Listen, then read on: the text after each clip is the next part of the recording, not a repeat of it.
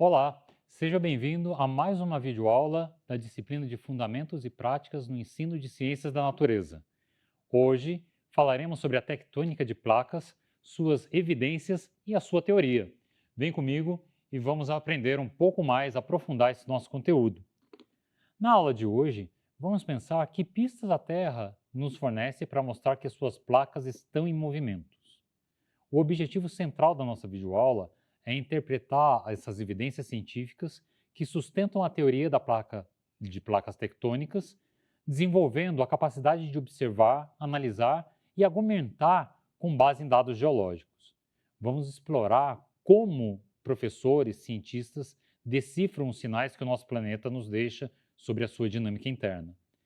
Em aulas passadas, nós conversamos sobre a formação da Terra e, no ponto de vista de fundamentação pedagógica, elas se conectavam principalmente à alfabetização científica, ou seja, o desenvolvimento de pensamento investigativo através de análise e evidência, por meio de modelos simples que nós fizemos, modelos de massinhas, modelos com isopor e mapas como linguagem, explorando cartografia como ferramenta essencial para visualizar e compreender fenômenos geológicos globais.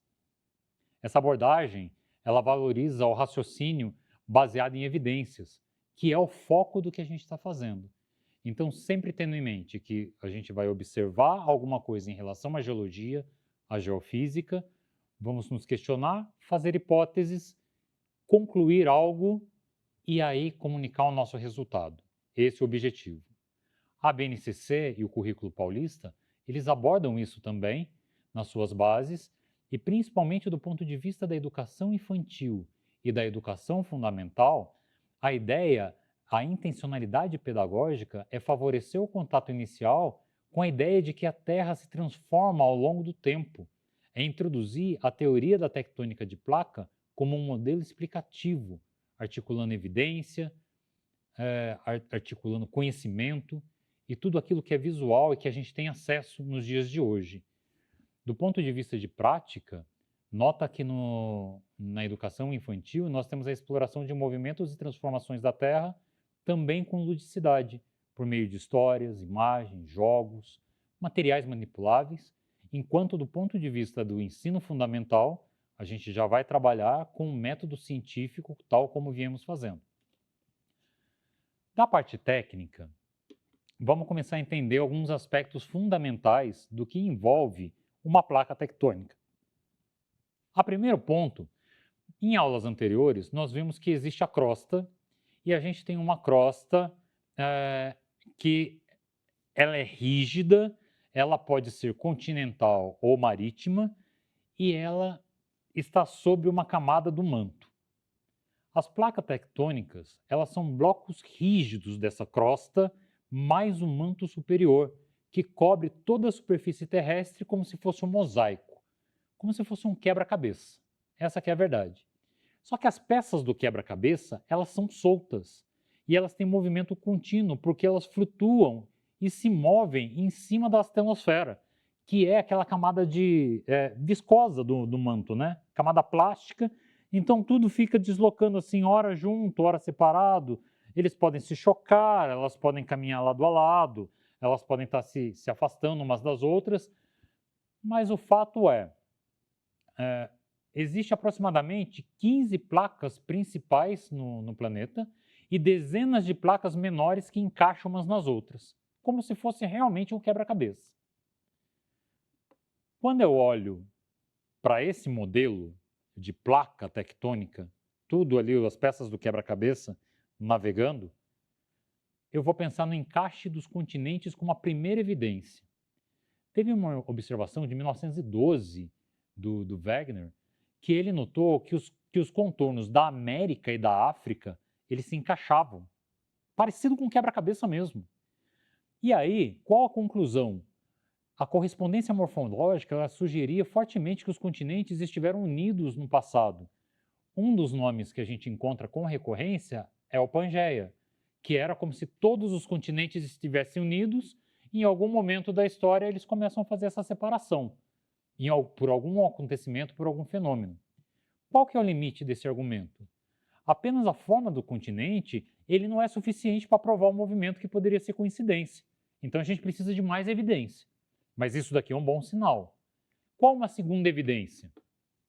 Se a gente começasse a olhar para fósseis e materiais correlatos.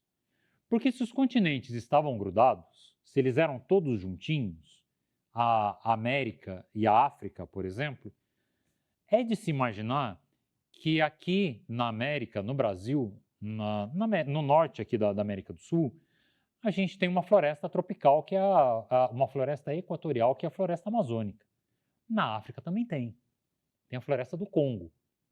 Opa, isso é uma coisa interessante. Praticamente, assim, se você olhar o mapa mundi e traçar uma linha, você vai perceber que onde tem a floresta amazônica, na África também tem uma floresta. Será que lá tem fósseis?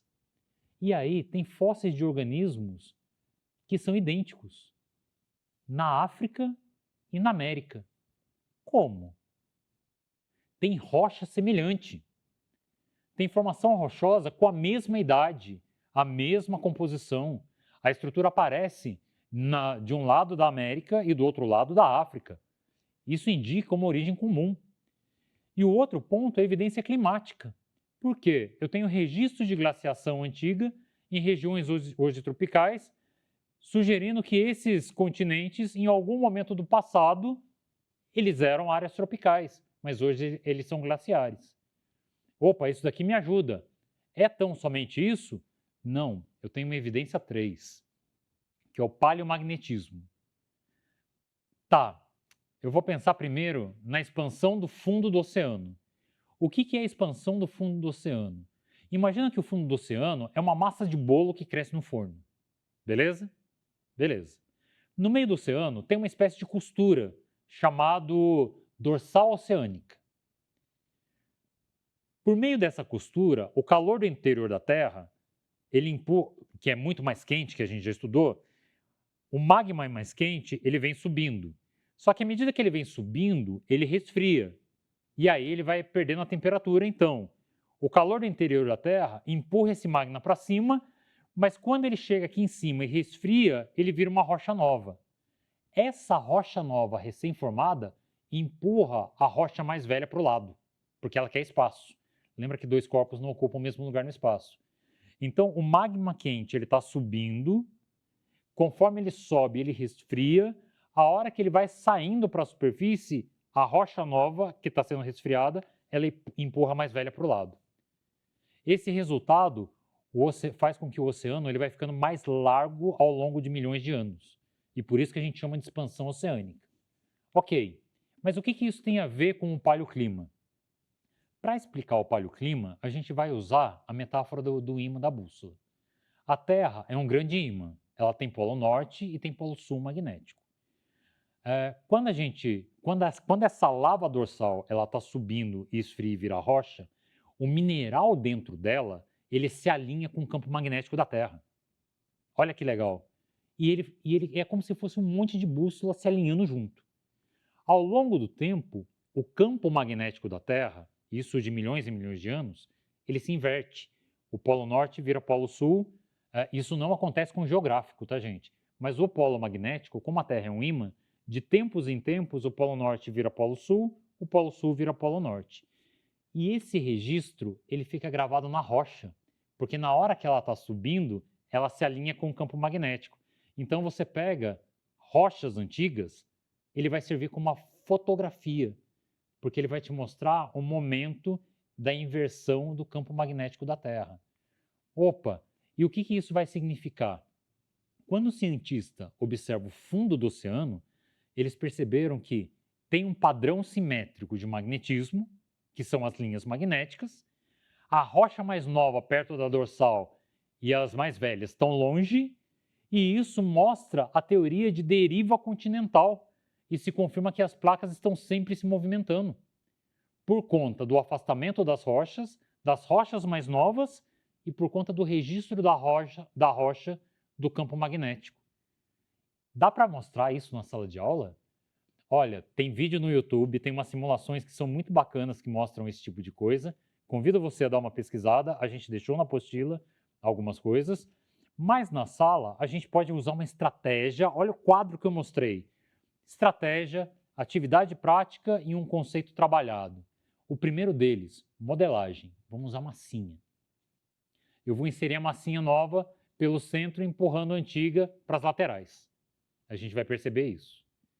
Eu vou ter uma dinâmica da expansão da crosta e o movimento das placas. Se a gente fizer uma tubulação e eu empurrar a minha massinha aqui para o meio, ela vai empurrar o que está do lado. Legal. A experimentação a gente vai usar ímã. Então, usar ímã para alinhar limalha de ferro. Pega bombril, um limalha de ferro mesmo, dá uma ralada nele, ele vai ficar só aquelas limalhas, aqueles fuligenzinho, né? Aí você pode pegar uma folha de papel, coloca o ímã por baixo, você vai ver que ele vai se alinhar de acordo com o campo magnético. O paleomagnetismo e o registro do campo magnético das rochas é o conceito que você vai poder trabalhar com isso. As rochas também têm mineral e eles também vão acontecer a mesma coisa da limalha, que vão se alinhar conforme o ímã. Terceiro ponto, a visualização. Tratar as inversões magnéticas como viradas de página da história. Ou seja, o nome disso vai ganhar um nome de tempo geológico. Cada vez que a bússola muda o campo magnético da Terra, o sentido, a gente está vivendo um tempo geológico diferente. Olha que interessante. E por fim, a gente pode falar de uma narrativa, onde a gente vai contar que as rochas têm memória e que a Terra deixa pista. Isso vai mostrar a importância da gente fazer metáfora, a gente vai falar de aprendizagem significativa e principalmente de engajamento. Podem surgir inúmeros trabalhos a partir dessa movimentação. Quando eu olho para isso, eu deixei aqui bem no slide a minha figura no canto esquerdo da tela. Vocês vão ver que o limite de placa tectônica ele pode acontecer de ter choque entre as placas, como eu te falei, elas deslizarem uma pela outra e ao mesmo tempo elas podem ser divergentes, elas podem estar se afastando. Olha o efeito natural disso. Quando a gente pensa em placas se chocando, uma em frente à outra, ela vai erguer uma cadeia de montanha, tal como aconteceu na Cordilheira dos Andes. Quando a gente olha para uma placa deslizando pela outra, a gente vai ter um exemplo da falha de San Andrés, lá na Califórnia, no México, na região noroeste do México. E o outro caso de placa divergente, dela se afastando, é a dorsal do meio Atlântico. Porque repara, por exemplo, você tem duas cadeias de montanha e ela está abrindo, ela está separando e está se formando alguma coisa aqui no meio, que no começo é o mar, é o rio, ele pode ser de tudo isso daqui. E cada tipo de limite gera uma paisagem ou fenômeno distinto na superfície terrestre. Boa. O que a gente pode fazer de prático, então? De prático, a primeira coisa, a gente pode fazer um quebra-cabeça de continente. Eu acho que o mais fácil é recortar a peça e a gente começar a fornecer mapa continental recortado, pedir para os alunos tentar encaixar, discutir que outras evidências precisamos além do encaixe, apresentar fósseis e rochas nas margens. Então, assim, coisas desse tipo. O que a gente podia usar de rubrica de avaliação? Como é que a gente podia avaliar isso?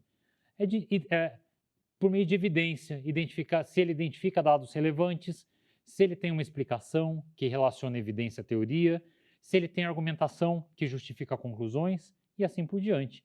O mais importante de tudo é incentivar os estudantes a registrar aquilo que eles estão observando, registrar suas hipóteses e depois da atividade promover uma reflexão sobre como tudo aquilo está acontecendo, como as evidências elas mudam as nossas compreensões. Num segundo momento, a gente pode trabalhar com uma ideia de mapas e dados. Isso dependendo da idade, claro. Por quê? Como é que eu posso interpretar um mapa tectônico? Mostra o mapa tectônico para eles e identifica os limites. Observa a linha que separa as placas diferentes. Verifica as setas. Indica a direção, a velocidade do movimento. Será que se a gente consegue descobrir qual que é a velocidade da placa, por exemplo, em milímetro, em centímetro por ano? Nossa, é uma placa grande, é o tamanho de um continente, sabe? Será que a gente consegue verificar isso? Localiza símbolo, ponto de terremoto, vulcão, concentram-se onde? vai estar no limite, zonas onde acontece normalmente zona de tsunami, será que tem a ver com placa? Terremoto tem a ver com placa? Vulcão tem a ver com placa? E comparar regiões, áreas com atividade sísmica têm limites mais dinâmicos.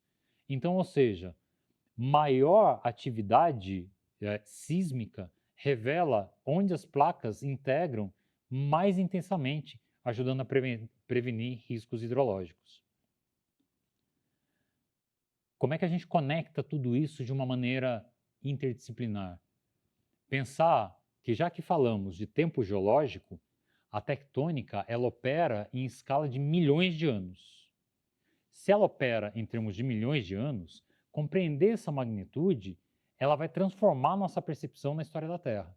Então, por exemplo, eu vou ter o Pangeia de 300 milhões de anos atrás, a abertura do Atlântico de 200 milhões de anos, e hoje o nosso movimento atual ele é da ordem de 2, 5, 6, no máximo 10 centímetros por ano. Mas isso é um dado bacana, porque isso conecta com história. Por outro lado, a gente pode pensar também em biodiversidade. O movimento do continente, ele isolou ou mesmo conectou algumas populações, impulsionando evolução e especiação. Então, por exemplo, a gente tem marsupiais, os cangurus, na Austrália. Por que só tem canguru na Austrália? Porque talvez eles foram isolados nessa separação das placas, só ficou canguru para lá, só ficou ornitorrinco para lá, só ficou koala para lá. Em compensação, a gente pode pensar que nessa separação das placas tem uma fauna única em Madagascar.